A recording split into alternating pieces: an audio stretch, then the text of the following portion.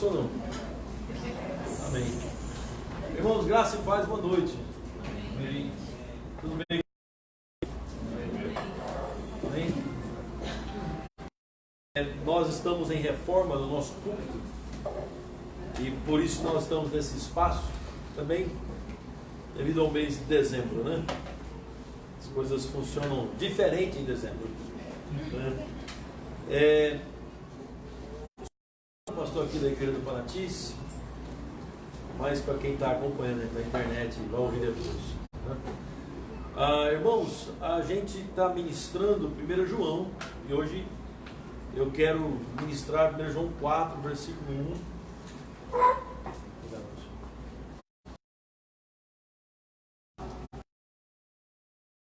4, a partir do versículo 1. Primeiro eu vou ler para vocês o texto, né?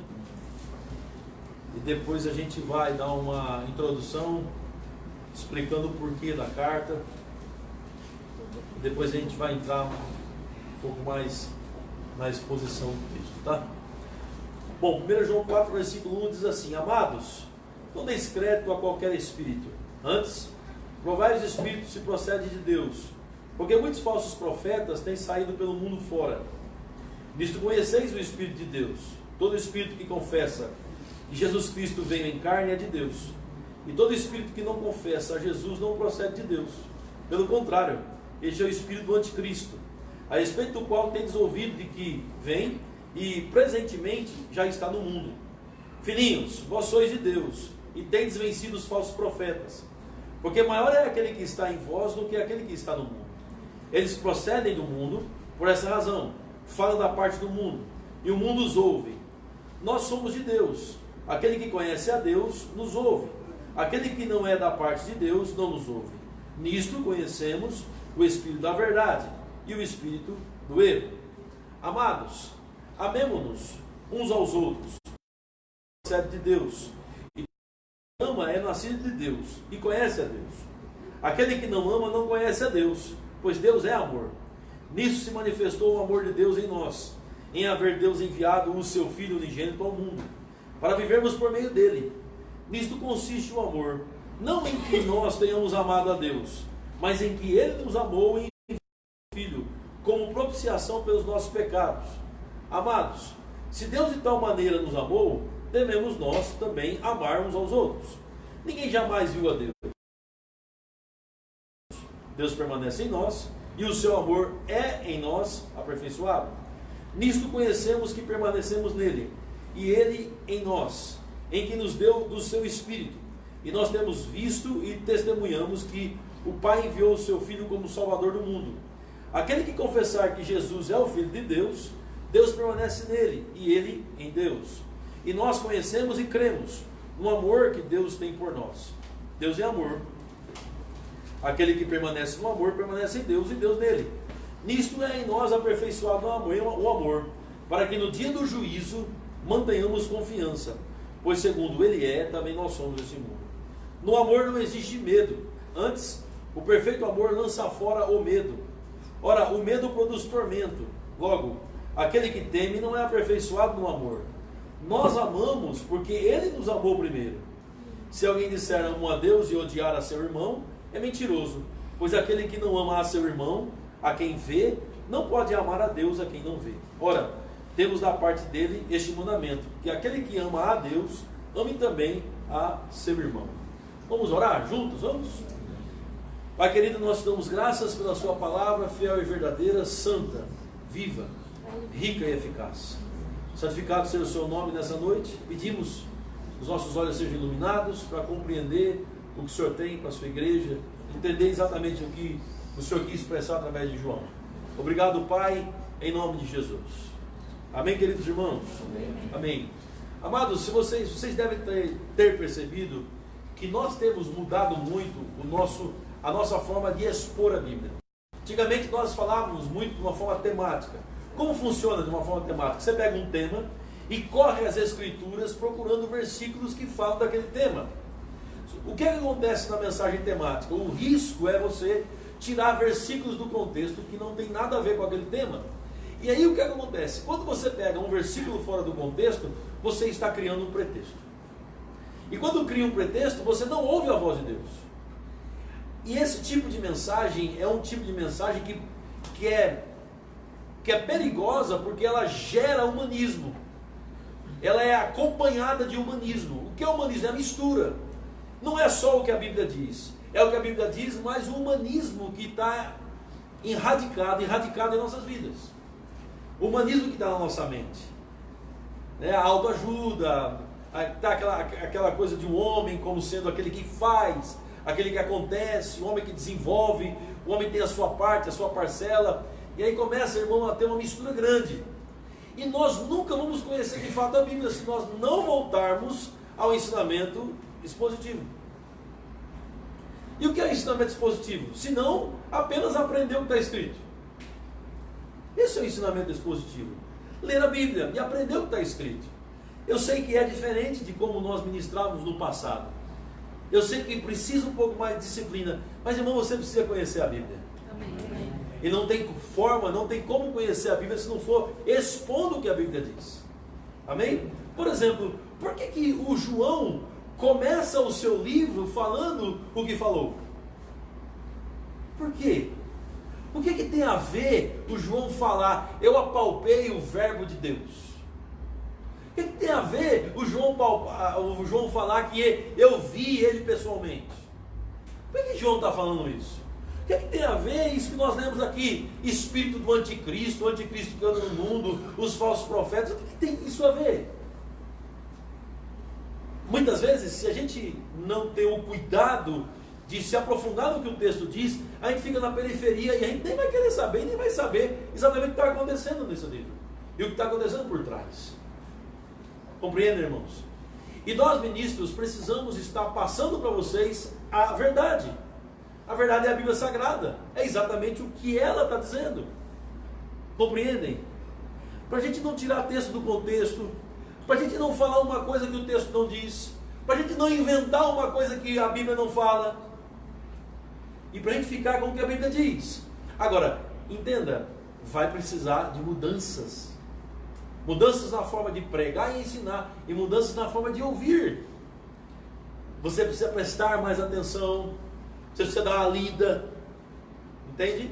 Precisa dar uma meditada, precisa avançar. E os nossos cultos vão ficar cultos mais como diz Paulo em Romanos 12, rogo-vos, pois, irmãos, pelas misericórdias de Deus, que apresenteis os vossos corpos por sacrifício vivo e agradável a Deus, que é o vosso culto da razão. A gente, irmãos, nós precisamos estar mais acostumados a oferecer a Deus cultos racionais, cultos da razão, cultos onde você presta atenção e entende o que está sendo dito e glorifica a Deus lá fora. Quando você compreende, não é assim na escola, não é assim na vida. Você senta, o professor fala. Se ficar conversando com os amigos lá no fundo da sala, se ficar só pensando em outras coisas, você não vai saber o que está sendo ensinado. Agora, quando você aprende, irmãos, quando você aprende, é igual a regrinha do 3. Você aprendeu a regrinha do 3, você vai saber a regrinha do 3 até o final da sua vida. Você entende o assunto. Nós precisamos entender o que a Bíblia diz. Amém, irmãos? Amém. Por isso o nosso esforço. Sabe, hoje eu não posso mais ministrar com vocês como muitas vezes eu ministrava no passado. Por exemplo, chegava aqui, não precisava nem estudar muito, chegava aqui e só fluía. Hoje não dá. Hoje eu preciso ler e entender o texto. Precisa de estudo. Muito mais. Antes você estudava, mas não dá para ministrar como antes. Compreendem? As coisas mudaram. Nós precisamos nos aprofundar, irmãos. Você precisa conhecer Bíblia. Nós precisamos conhecer Bíblia Sagrada. E por favor, que não passe na sua mente: cuidado, pastor, a letra mata, mas o Espírito vivifica. Isso é mentira, irmãos. Isso aí, quando Paulo falou, ele falou no contexto do Velho Testamento misturado com o Novo Testamento. Letra mata, o Espírito vivifica. Não é estudar a Bíblia. Estudar a Bíblia é vida. Não sei se os irmãos entenderam. Estudar a palavra é vida, é espírito. Jesus disse: as palavras que eu vos tenho dito são espírito e vida. Isso aqui é vida, irmãos. Deus está falando conosco. Abriu a Bíblia, Deus começa a falar com você. Não deixa a Bíblia, se agarra com a Bíblia. Ame a Bíblia Sagrada, ame as Escrituras. Isso é o próprio Deus falando com a gente. Amém? Você vê que há uma guerra tão grande. Vou fazer uma pergunta. Seja bem honesto. Quem leu a Bíblia hoje? Leu a Bíblia hoje? Quem estudou a Bíblia essa semana? Hoje é quarta-feira. Já passou domingo, segunda, terça, quarta. Quem estudou a Bíblia? Não precisa levantar a mão, mas é uma reflexão. Precisa parar para rever. Quem leu, quem estudou. Aí chega aqui, se eu der para você um lanchezinho frio, um presunto e queijo e um presunto meio estragado, não vai dar certo. Mas nem vai dormir direito. Vamos comer uma comida saudável? Vamos, irmão? Vamos comer? Em nome de Jesus? Vamos entender. Primeiro, quem é que está escrevendo a carta? Epístola. O que é epístola? Epístola é carta. Isso aí aqui é epístola de João. Primeira epístola de João. Epístola significa uma carta com pregação. É uma carta com mensagem. Esse é o significado de epístola. Quem está escrevendo é João. Onde ele está escrevendo? Ele está escrevendo em Éfeso. Ele era o líder da igreja de Éfeso. Lembra de Éfeso? Onde Paulo, aquela igreja que Paulo fundou, que Paulo dizia que as pessoas precisavam ser cheias do Espírito Santo. Você lembra? De Éfeso. Aquela coisa poderosa. Deus, pelas mãos de Paulo, fazia sinais, prodígios e maravilhas na igreja de Éfeso. Lembra aquela igreja poderosa que foi fundada na graça de Deus? Pois é, o João era o líder dessa igreja e de toda a região. Ele era o líder dos pastores ali. Ele era o responsável pela igreja agora. O João. Que João é esse? João Batista? Não, João Batista já morreu. João Batista já morreu quase 70 anos antes. Quase 60 anos antes. Aqui é o João apóstolo. Lembra daquele apóstolo que dizia que ele... Pois é, esse aqui que escreveu. Esse aqui é o mesmo do Apocalipse. Esse é o João do Apocalipse. Esse é um dos discípulos, irmãos, mais próximos de Jesus. Jesus tinha 70 discípulos na terra. Depois ele escolhe 12 para ficar mais próximos. Dos 12 ele tem 4, Pedro, Tiago, João e André. Dos 4 ele tem 3, Pedro, Tiago e João. Você vê momentos marcantes do seu ministério, ele só leva Pedro, Tiago e João. E dos 3 ele tem um que se reclina no peito. Gente, pensa aí, você, pensa agora. Você tem intimidade de reclinar a cabeça no peito de Jesus. Vamos lá? Vamos para esse momento? Encosta a cabeça no peito de Jesus. Irmãos, esse é João. Intimidade. E foi João que sabia que os outros discípulos não conheciam, não sabiam. Nós falamos muito sobre o apóstolo Paulo, que é o apóstolo aos gentios, o maior apóstolo de todos os tempos. Mas, irmãos, João não é brincadeira. Que apóstolo que Deus levantou? É esse João. Ele está escrevendo. Ele escreve essa carta estando em Éfeso. E ele escreve essa carta para quê? Tudo tem que ter um objetivo, certo, irmãos? Por exemplo, você vai escrever uma carta para alguém. Você tem um propósito. Um e-mail. Hoje é e-mail, né? Você tem um objetivo. O João tem um objetivo. Primeiro objetivo de escrever a carta. Ele diz, olha no capítulo 5, versículo 3, ele diz claramente, ele não está escondendo, ele diz claramente, olha o objetivo dele, ó. Estas coisas os escrevi, 1 João 5,13. Estas coisas os escrevi a fim de saberdes que tendes a vida eterna. A vós outros que credes em o nome do Filho de Deus. Então, qual é o objetivo principal da carta? Para que os irmãos que forem ouvir a carta soubessem conhecimento, soubessem que tem a vida eterna. Os que creem, presta atenção, é uma carta que é para mexer com o intelecto. É uma carta para mexer com mente. É uma carta para mexer com o coração. É uma carta para mexer com o cérebro. É para os irmãos entenderem. É importante entender. Vocês estão por aqui, irmãos? Amém. Está todo mundo aí? Então esse é o objetivo. É uma carta que foi escrita para trazer conhecimento. As pessoas saberem. Leu a carta, tem que ler a carta e depois saber. Ó, realmente eu tenho a vida eterna. Amém, irmãos? Amém. Aleluia. Agora, por que é necessário isso? Por que foi necessário isso? Você começa a ler a carta e estudar as outras cartas, e estudar a vida desses apóstolos, você começa a perceber. Foi necessário porque a igreja estava sendo provocada. Olha aqui para mim, irmãos. Grandes coisas que aconteceram na igreja, aconteceram por causa de um planejamento divino e não planejamento humano.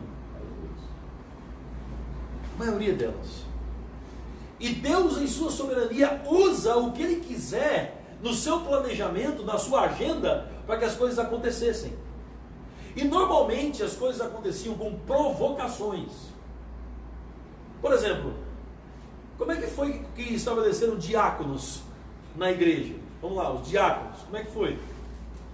Não, os diáconos vieram porque a igreja se reuniu, aleluia, fizeram uma reunião de oração, planejaram uma estratégia e perceberam que precisavam levantar 7 homens cheios do Espírito Santo, cheios de sabedoria e cheios de boa reputação para estar cuidando. Não, irmão, diácono apareceu por causa de murmuração e reclamação na igreja. A igreja, os líderes foram provocados. Uma circunstância provocou os líderes, então eles tiveram que montar o diaconato. Olha como Deus usou. Por que Paulo escreveu a carta de 1 Coríntios? Porque Paulo queria, Deus soberanamente chegou no ouvido de Paulo e disse assim: Paulo, comece a carta assim. Olha, essa carta vai ter tantos capítulos, viu, Paulo? Não, Paulo escreveu 1 Coríntios porque ele foi provocado.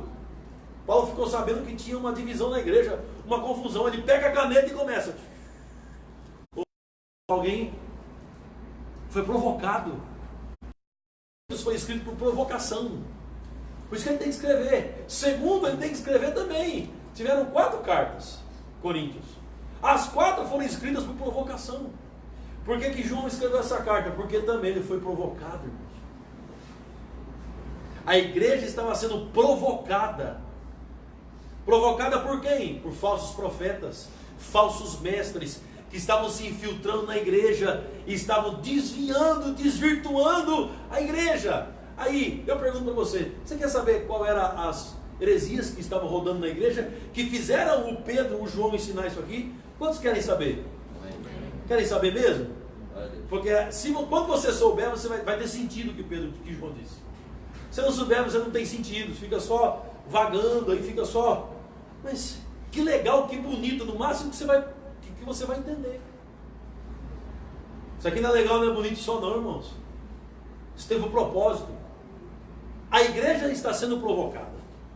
Falsos mestres estão entrando. Tinha um camarada perigoso. Esse homem dizia o seguinte: olha, Jesus nunca foi o Cristo. Ele só foi o Cristo quando ele foi baseado nas águas. E quando ele foi morreu na cruz, o título Cristo saiu dele. Afinal de contas, Jesus Cristo não é essa coisa, um Deus encarnado. Jesus, ele flutuava na areia. Se você vê, Jesus não tinha nem passos na areia, porque Jesus não era um ser humano. Olha o que você dizia. Isso pegou na igreja. Um monte de gente estava acreditando nisso. A igreja está sendo provocada. Isso é uma mentira. Sabe o que mais que era pregado? Que estava introduzido-se na igreja? Era a doutrina dos gnósticos. Quem são os gnósticos? Se é um povo que diz que não tem pecado, olha que loucura. Olha que loucura. Quem são os gnósticos? É um povo que diz que não tem pecado. É um povo que diz que Jesus não vem em carne. É um povo que dizia que Jesus não é Deus. É um povo que dizia que a criação não foi feita por Deus. Olha só, dentro da igreja. E fora tudo isso, tem os gregos. O docetismo grego. O que é o docetismo? O grego dizia assim: olha, é o seguinte, o que é espírito, o que é imaterial é que vale. O que é físico não vale para nada. Inclusive quando se morre, ao grande elevar da alma, porque a alma é desprendida do corpo. E essa doutrina dos gregos dizia que Jesus não veio em carne. Essa doutrina dos gregos dizia que Jesus não ressuscitou. Essa doutrina dizia que Jesus Cristo não vai voltar. Essa doutrina dizia que a igreja não vai receber corpo glorificado. Só isso essa doutrina dizia. E isso estava onde? Dentro da igreja. Olha só o risco. A igreja está sendo provocada. Aí o João vem, guiado pelo Espírito Santo, e começa a escrever, combatendo o quê? Todas essas doutrinas falsas. Entenderam agora, irmãos? Está claro agora para vocês? Amém? Pastor, o senhor já falou isso bem umas 10 vezes, mas é que eu preciso que você entenda isso. Porque quando a gente for para o texto agora, os textos vão ter sentido melhor para você. Você vai compreender, epa, que coisa poderosa. Sim, sabe o que os gregos diziam também do docetismo? Eles diziam assim: olha, o que vale é o espírito. O que você faz na carne não tem problema não. Pode viver na bagaceira, pode viver na bagunça, porque o que vale mesmo é o espírito. Por isso que você tem uma liderança grega cheia de homossexuais, uma liderança romana com imperadores homossexuais. Vocês sabiam que quase todos os imperadores romanos eram homossexuais? Por isso você tem os deuses gregos, aquelas estátuas onde as mulheres eram rechaçadas. Se você observar, as estatuetas gregas exaltam só os homens. Entendem? Eram estatuetas com ombros largos, e as mulheres desafinavam e depreciavam as mulheres. Era uma confusão, e tudo isso estava entrando, e esses gregos diziam: pode viver na bagunça, porque o que vale mesmo é a elevação espiritual. Agora imagina só, isso entrando na igreja, e as pessoas acreditando nisso, mesmo que seja só um pouquinho. Então 1 João capítulo 4 é escrito para quê? Para mostrar a evidência de um crente. Um verdadeiro crente não é nada disso que os gregos diziam. O verdadeiro crente não é nada disso que os gnósticos diziam. O verdadeiro crente não é nada disso que os docetistas diziam. E esse seringa é um mentiroso. Olha que é um verdadeiro crente. Vamos lá, irmãos? Agora começa a ficar mais claro. 1 João capítulo 4, versículo 1. Abre aí comigo.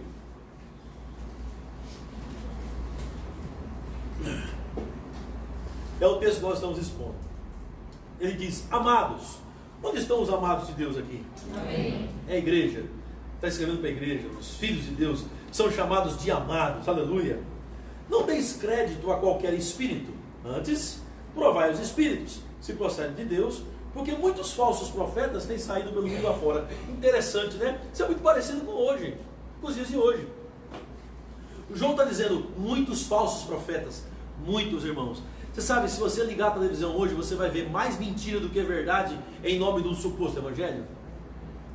Se você for nas igrejas e fizer uma visita, é assim, você faz um itinerante, faz uma visita em 100 igrejas, e a maioria das coisas que são pregadas não são verdade, é mentira, é humanismo.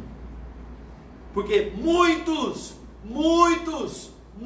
falsos profetas, não são poucos, são muitos, naquele tempo era a mesma coisa. Muitos falsos profetas estão vivendo no meio do povo e no mundo afora. João está dizendo: provai os espíritos se procedem de Deus. Você já ouviu aquela história assim? Não me julgue não pode julgar não, porque se julgar é do diabo. Que história é essa de você provar se é de Deus ou se não é? Que história é essa? É essa. Aqui está a história. Eu disse: aqui está a história. Amém. Provai os espíritos se procedem de Deus. Prove. O que alguém falar, prove. O Calvino dizia assim: escute uma mensagem, quando terminar, pega a sua Bíblia, vá para casa e vê e confira ponto a ponto se o pregador falou a verdade. Eu sei que a gente não faz isso, mas era bom a gente pelo menos saber disso. Ponto a ponto. Veja se foi falado a Bíblia. Veja se foi falado a verdade. Provai. Observe. Veja se procede de Deus ou não. Por quê? Porque muita coisa não procede de Deus. São falsos profetas. Versículo 2. Nisto reconheceis o Espírito de Deus. Todo Espírito que confessa. Nós estamos falando agora de evidências de crente. Primeira grande evidência de um crente. Quem é crente aqui? Amém. Quem é filho de Deus e amado aqui? Amém. Primeira. Nisto conheceis o Espírito de Deus.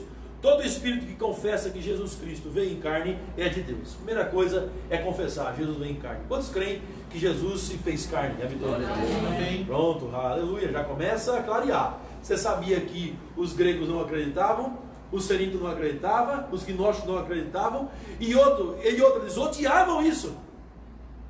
A igreja chegava e dizia: ele veio em carne sim. Quem não acreditava nisso, olha a sua Bíblia o que era. Olha só. Próximo versículo. Nisto reconheceis o Espírito de Deus. Todo espírito que confessa que Jesus Cristo veio em carne é de Deus. E todo espírito que não confessa a Jesus Cristo não procede de Deus, a Jesus não procede de Deus. Pelo contrário, esse é o espírito do anticristo, a respeito do qual tens ouvido, que vem e presentemente já está no mundo. Interessante, né? Ele começa a fazer contrastes agora.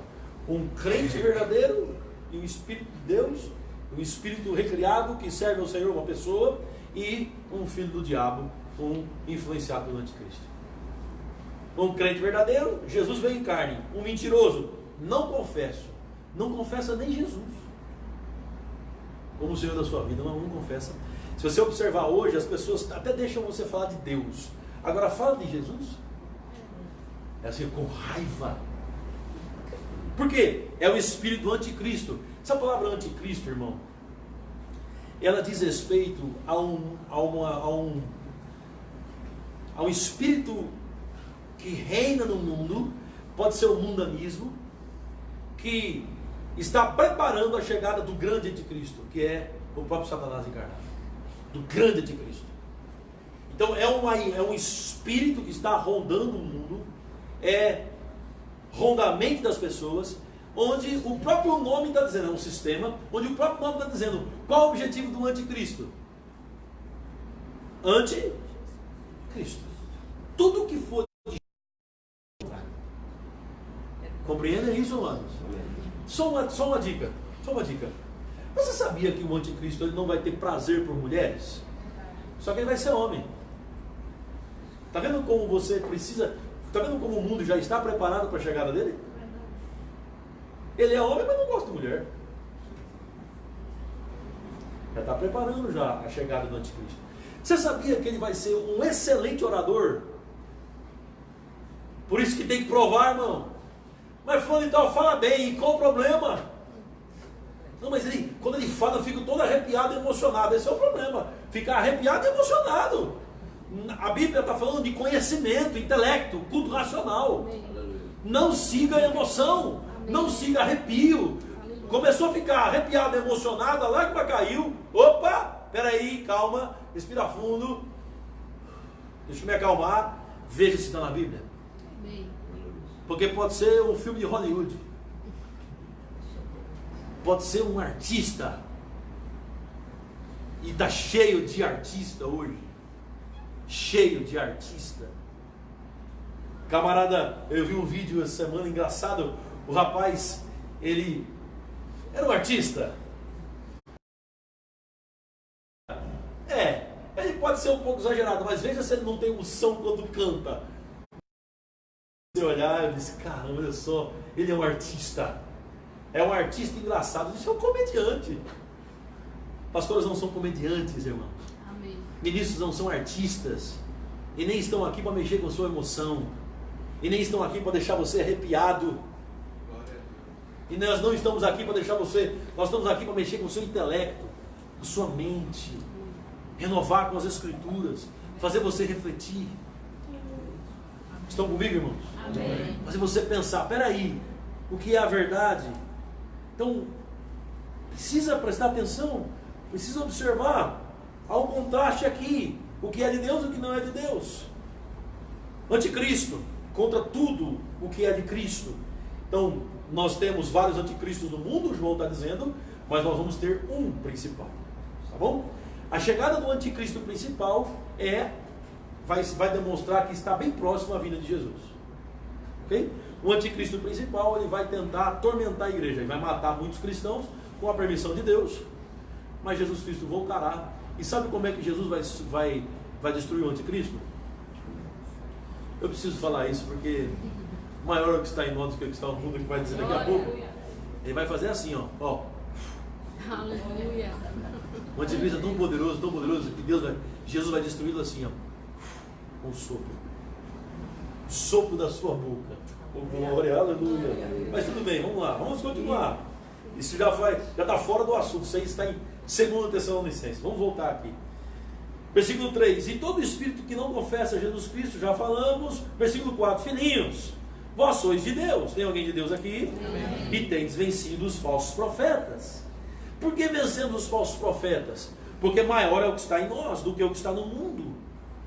Entenda, ele está falando sobre saber de coisas, sobre entender coisas, sobre compreensão, está falando sobre mente que compreende, que sabe, que entende. Como foi que nós vencemos os falsos profetas? Nós vencemos os falsos profetas porque nós entendemos Deus, compreendemos o Senhor, porque houve um entendimento dado pelo Senhor. O Senhor abriu nossos olhos. Vamos ver o texto, versículo 4. Filhinhos, vós sois de Deus e tendes vencido os falsos profetas. Aleluia. Tendes vencido. Segunda grande característica de um crente, de um homem e uma mulher de Deus: vitória. Vitória sobre o falso profeta. Vitória sobre o anticristo. Nós vencemos porque é maior que está em nós. Quem está em nós? Deus. Deus está em nós do que aquele que está no mundo. E os filhos dos falsos profetas não têm Deus no coração. A igreja tem. Nós vencemos porque Deus está em nós. Segunda grande característica, irmão, evidência de um crente que está no caminho certo, é vitória contra os falsos profetas. E como essa vitória se apresenta? Aqui, ó. Olha só como está claro isso. A vitória se apresenta aqui, ó, no ouvido. Olha só. Versículo 5. Eles procedem do mundo, quem? Os falsos profetas. Por essa razão, falam da parte do mundo. Começou a falar. Eles falam do mundo porque procedem do mundo. E o mundo os ouve. Agora ele está falando sobre ouvir. O mundo ouve, nós não. Nós não ouvimos. Certo, irmãos? Nós somos de Deus. Quem é de Deus aqui? Amém. Aquele que conhece a Deus nos ouve. Aquele que não é da parte de Deus não nos ouve. Nisto conhecemos ouvir a verdade. Ouvir os que pregam a verdade. Aqui está a vitória. Se você ouve a coisa certa e crê na coisa certa, aqui está a vitória. É no ouvir. Porque os falsos mestres, eles têm seus seguidores porque os seus seguidores os ouvem. E quando seus seguidores os ouvem, eles estão em... A vitória está em ouvir. Deus abriu nossos ouvidos e nossos olhos espirituais. Hoje nós entendemos porque nós fomos iluminados pelo Senhor.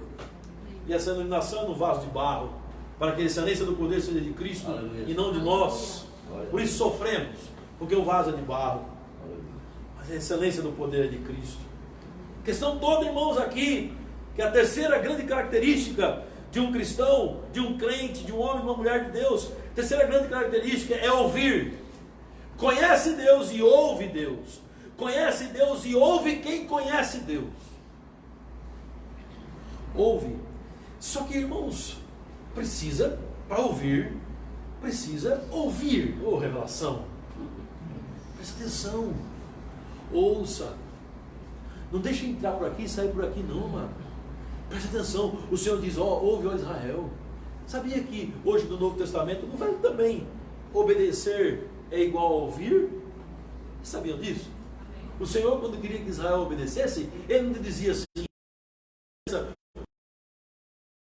ouça, porque aqui está a obediência. Ouvir o Senhor. E ouvir, irmão, precisa parar para ouvir. Ouvir quem conhece as Escrituras. Ouvir porque conhece a Deus. Aleluia. O mundo não nos ouve. E o mundo não ouve Deus. Nós somos de Deus. Quem conhece Deus, ouve os que são da parte de Deus. Eu fico muito preocupado, irmãos. Pessoas que não ouvem, não gostam dessa mensagem. Antigamente eu levava a coisa meio que, não, está tudo bem, aleluia, tudo é filho de Deus mesmo. Hoje me dá uma preocupação muito grande sobre gente que diz, eu não gosto. Teve uma pessoa que disse na nossa igreja, disse assim, não está mais com a gente, disse assim, eu não gosto quando o pastor Luciano começa a ler a Bíblia e a explicar, eu não gosto disso. Eu não gosto disso. Gente, é uma preocupação séria. Não gosta disso. Do que gosta? É preocupante. O que é que nos atrai? O que está chamando a nossa atenção? Que tipo de mensagem chama a nossa atenção? Que tipo de gente chama a nossa atenção? Palavra, irmãos. A palavra. Muito importante ouvir a palavra. Aleluia. Estão aqui? Amém. Versículo 7. Amados, novamente, amemo-nos uns aos outros, porque o amor procede de Deus. E todo aquele que ama é nascido de Deus e conhece a Deus. Quem conhece a Deus, ama. Ama porque é nascido de Deus. E ele diz, amados, vamos continuar amando uns aos outros. Quarta grande característica, o amor. O amor de Deus foi derramado no nosso coração pelo Espírito Santo. O amor que está reinando em nós. Quando você ouve a coisa certa, você ama. E ama de forma correta. Ama com o amor de Deus que foi derramado no coração. Ele está dizendo, vamos amar, porque quem procede de Deus anda e vive desse amor. Conhece a Deus e é nascido de Deus. 8. Aquele que não ama não conhece a Deus. Olha o contraste novamente. O que ama e o que não ama. O que ouve e o que não ouve. O que confessa e o que não confessa. O que tem vitória e o que não tem vitória. Todo aquele que ama é nascido de Deus e conhece a Deus. Versículo 8. Aquele que não ama não conhece a Deus, pois Deus é amor. Nisto se manifestou o amor de Deus em nós, em haver Deus enviado o seu Filho unigênito ao mundo, para vivermos por meio dele. Nisto consiste o amor, não em que nós tenhamos amado a Deus, mas em que ele nos amou e enviou o seu Filho como propiciação pelos nossos pecados. Aí começa Quando você diz, vamos lá, a doutrina falsa dos docetistas, gnósticos, era a seguinte: não, Jesus não é Deus. Jesus não é Deus encarnado. A história é essa, não é? Tá certo. Quando você diz que Jesus não encarnou, que Deus não encarnou, que Jesus não é o Filho de Deus encarnado, que Jesus não é o Filho de Deus enviado para perdoar os pecados do seu povo, você começa a dizer essas coisas como eles diziam, você vai contra a essência de Deus. Deus essencialmente e fundamentalmente é amor. E o amor de Deus, ele foi revelado e manifestado onde? Onde? Ele está dizendo, nisto consiste o amor. Não em que nós tenhamos amado a Deus, mas em que Deus enviou o seu Filho. Onde está a essência do amor? Onde o amor consiste? Eu estou perguntando para a igreja, vocês podem responder? Hã? O amor consiste na encarnação. Olha como é grave. Por isso que no meio dessa conversa João fala do amor. Se você falar que Jesus não encarnou, você está falando que Deus não te amou. Você está mexendo com a essência. Porque o amor de Deus é provado na essência quando ele enviou o seu Filho encarnado. Quando você tira Jesus da jogada, o Deus encarnado que desce para morrer pelos nossos pecados, porque o docetismo e o gnosticismo diziam pecado não existe. Quando você tira tudo isso, você acaba com a essência do Evangelho, irmãos. Acaba com a paixão de Cristo, não tem mais nada. Olha como é grave. O que eles diziam, Jesus é um cara gente boa, cara inteligente, fazia até milagres. É grave isso. O amor verdadeiro, ele foi manifesto em uma cruz. O amor verdadeiro é manifesto por um pai que envia seu filho para morrer por pecadores. Esse é o amor. É isso que ele está dizendo. Nisto consiste o amor. Não em que nós amamos a Deus. Deus, eu te amo acima de todas as coisas. Não. O amor consiste em Deus ter nos amado, enviando o seu Filho para morrer pelos nossos pecados. E o versículo 9 é claro, nisso se manifestou o amor de Deus, em Deus ter enviado o seu Filho unigênito. Aleluia! Vocês estão comigo, irmãos? Amém. Esse é o amor. Deus é amor. E Ele mostrou isso enviando Jesus Cristo para morrer na cruz do Calvário pelos nossos pecados. Aleluia! Olha a doutrina falsa sendo corrigida. Versículo 11. Amados, se Deus de tal maneira nos amou, devemos nós também amar uns aos outros. Claro, agora é possível. Agora é possível. É possível porque o Filho encarnado morreu em nosso lugar. É possível porque o Filho encarnado levou os nossos pecados e nos fez uma nova criatura nele. É possível porque o amor foi derramado no nosso coração pelo Espírito Santo que nos foi dado. Agora é possível porque Deus nos amou primeiro. Agora ficou possível, agora ficou viável. Por isso que a Bíblia diz: amados, se Deus de tal maneira nos amou. Olha a doutrina falsa com quem está mexendo. A doutrina falsa está mexendo com o amor de Deus. O ensinamento correto está dizendo: se Deus de tal maneira nos amou, amou sim, aleluia. Jesus veio sim e morreu por mim e por você na cruz do Calvário. Alguém acredita nisso? Amém. Versículo 12: ninguém jamais viu a Deus. Se amarmos uns aos outros, Deus permanece em nós e o seu amor é em nós aperfeiçoado. Claro, claro, quem anda no amor demonstra que é amado. Quem anda no amor está caminhando à maturidade de Deus. E a maturidade de Deus em Cristo Jesus é viver como Jesus viveu. Aleluia. Versículo 13: nisto conhecemos que permanecemos nele. Nisto o que, irmãos? No fato de ele ter nos dado. Nisto conhecemos que permanecemos nele e ele em nós, em que nos deu do seu Espírito. A Bíblia fala que o Espírito Santo nos foi outorgado e derramou amor no nosso coração. Amém? Aleluia. Você tem o Espírito do amor aí dentro. Louvado seja Deus. Versículo 14: e nós temos visto e testemunhamos que o Pai enviou o seu Filho como Salvador do mundo. E aí novamente a doutrina falsa sendo corrigida. O João está dizendo: eu vi e eu testemunhei. Eu vi, eu testemunhei. Vocês estão dizendo que ele não era, né? Encarnado. Eu vi e eu testemunhei. Você sabe que o único discípulo que estava no Gólgota, na crucificação, aos pés da cruz, era João? Nós não temos nenhum outro. A Bíblia não relata os discípulos aos pés da cruz. João está do lado de Maria, olhando para Jesus, o Salvador, chorando. E na cruz do Calvário, Jesus aponta: mulher, eis aí o seu filho.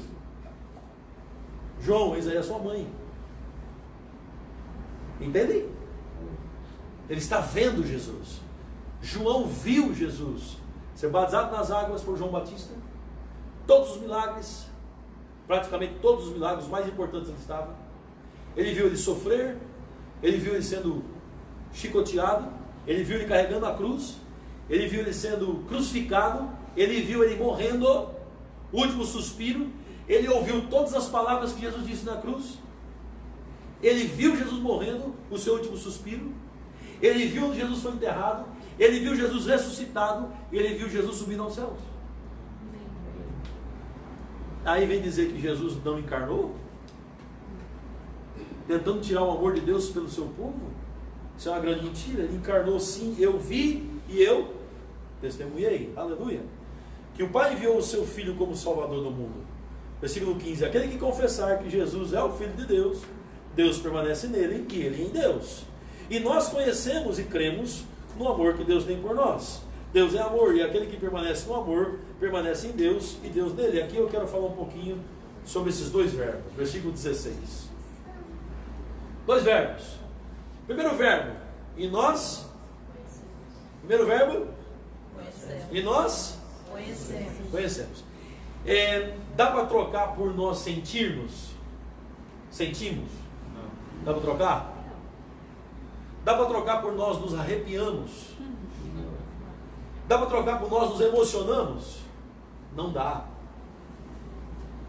O verbo está aí, irmãos, e ele é claro. Nós conhecemos. É conhecimento mesmo. Olha aqui, irmãos. Durante muitos anos, pela falta de compreensão sobre conhecimento intelectual de Deus na mente, nós combatemos esse tipo de conhecimento. Por exemplo, sempre falamos assim: tem que conhecer Deus no Espírito, não na mente. A mente foi sempre deixada de lado. E sempre dizíamos assim: cuidado com a mente natural, viu? Nós temos a mente de Cristo, irmãos. Número 1. Número 2. Mente na Bíblia em 70% dos lugares. Irmãos, isso quem está falando é teólogo que estuda grego e hebraico. Mente na Bíblia, em 70% dos lugares, é coração.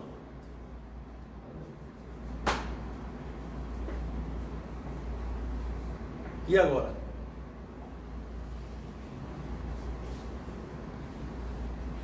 Você pega a palavra coração na Bíblia, todo lugar que na Bíblia está escrito coração. Aí você vai chegar a 100%, correto? 100% dos lugares na Bíblia não está escrito coração. Aí você pega o que aquele versículo quer dizer. 70% dos casos, ele está falando de mente humana. E agora? Por que a morte se dá quando tem morte cerebral e não quando o coração para? Eu sei, irmão, que só decreta quando o coração para. Mas me fala sobre isso. Me fala sobre morte cerebral. Me fale sobre vida cerebral. O que faz você diferente de um cachorro? Vamos colocar de um gorila. O que nos faz diferentes? Esse aqui, ó. Mente. Sério, né? Como nós fomos desprovidos, fomos furtados de conhecimento, roubados e enganados.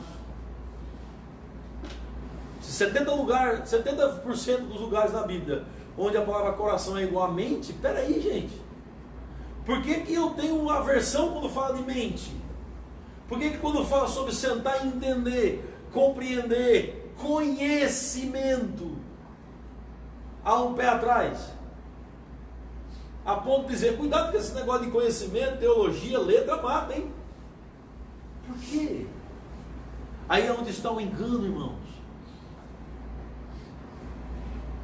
Paulo disse, renove a mente. O apóstolo Paulo disse, saiba que você morreu. Conheça a Deus. Entenda que você morreu e você ressuscitou. Tudo Paulo está falando a nível de mente. Ele está falando sobre conhecimento intelectual, saber as coisas, entender as coisas.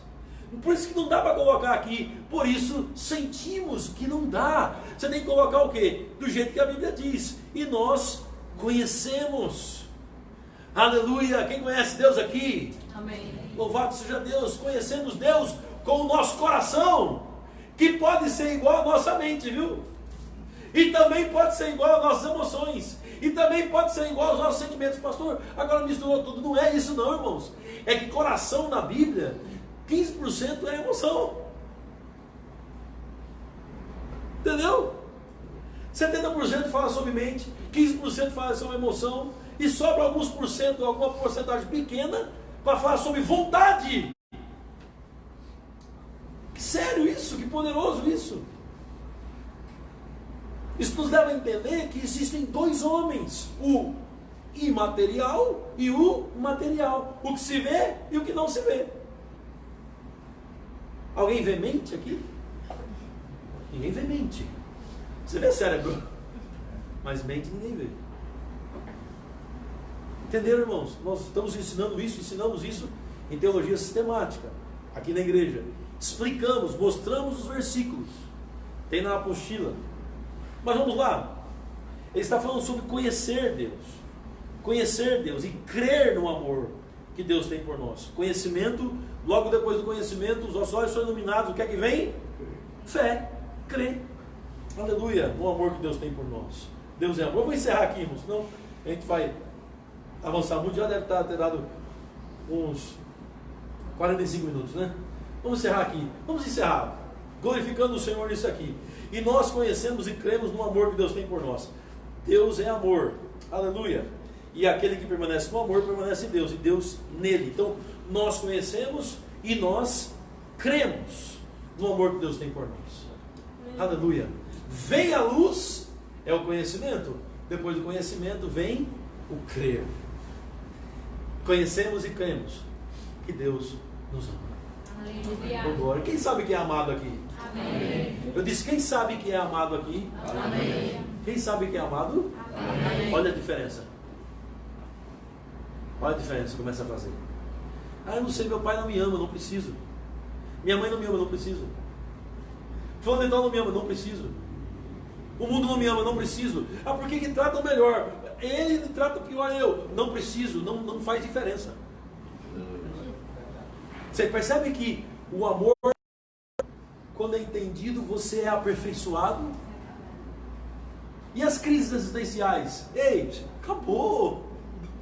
Já era. A pessoa mais importante do universo te amou. Aleluia. Aleluia. Oh, glória. Aleluia.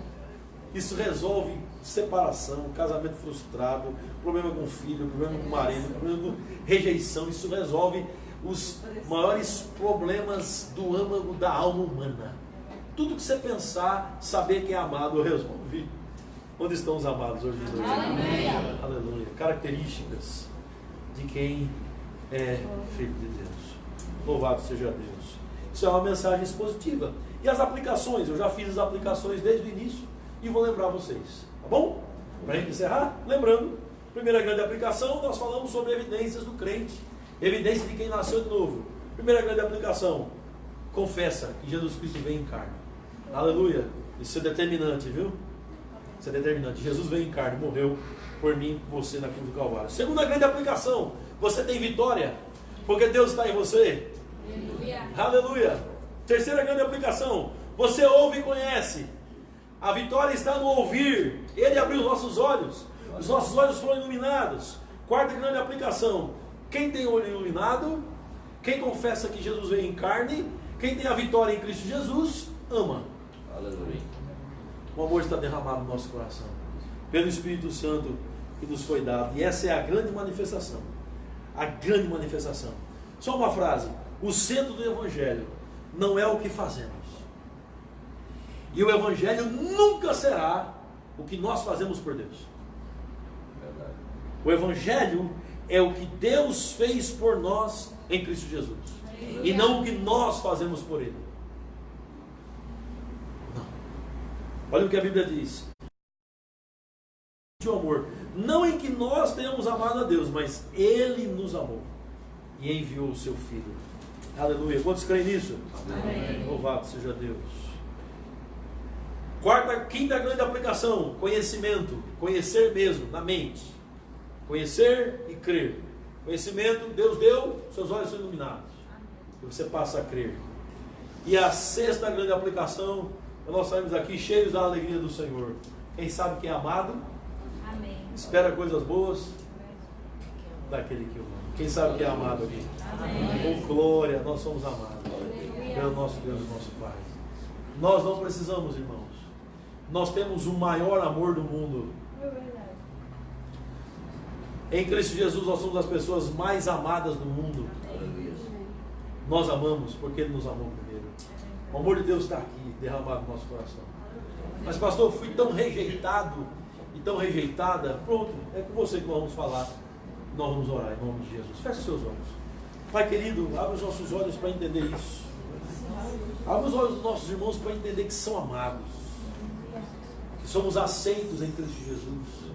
Não porque tenhamos feito alguma coisa de interessante ou importante, mas porque o Senhor abriu os nossos olhos, mas porque o Senhor nos fez crer. Abre os olhos do entendimento de cada um de nós essa noite, Pai, para não mendigarmos amor do mundo, porque não precisamos, Pai, porque não necessitamos, mas para receber, aleluia, receber o amor do Senhor que foi derramado no nosso coração, viver esse fruto do Espírito que vai refletir em amar as pessoas, que vai refletir em viver em amor com os outros. Oh meu Pai, em nome de Jesus, ajude nisso. Ilumina os nossos olhos espirituais para entendermos isso. É minha oração pelos nossos irmãos, a nossa igreja que estão acompanhando na internet, para a glória do Teu nome, tudo no nome de Jesus Cristo. Aleluia. Amém, queridos irmãos? Amém. Glória a Jesus, glória ao nosso lindo e maravilhoso Jesus Cristo. Você tem a oportunidade agora também, querido irmão, irmã, de estar